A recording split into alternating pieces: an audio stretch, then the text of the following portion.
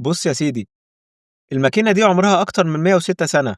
لو عايز تعرف هي إيه استنى معايا لآخر الفيديو وأنت تعرف. ممكن تبان صغيرة بس الشغل اللي بتعمله لا يصدق.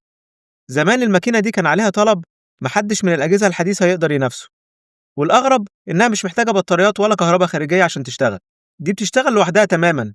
وطبعا من 100 سنة كده الكهرباء والبطاريات ما كانوش متوفرين في كل حتة، وعشان كده اخترعوا ماكينة زي دي. حوالي 95% من الماكينة دي معمولة من الحديد والباقي خشب. ما تفتكروش إنها خفيفة، دي تقيلة وقوية جدا، ولو كانت لسه موجودة دلوقتي كانت بسهولة تاخد مكان منتجات في السوق.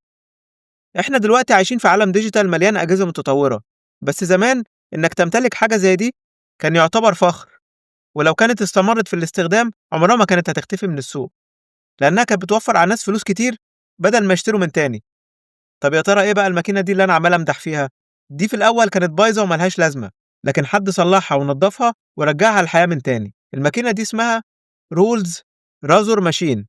وظيفتها إنها كانت تشحذ شفرات مواسي الحلاقة، يعني تخلي نفس الموس يتعاد استخدامه كذا مرة بدل ما يترمي. هنا بقى يجي السؤال، يا ترى حد من اللي بيتفرج علينا استخدم المكنة دي قبل كده أو يعرف حد قديم استخدمها؟ يقول لنا في الكومنتات. وأخيرا لو عجبك الفيديو اضغط لايك وشير وتابعني وانتظر مزيد. شكرا.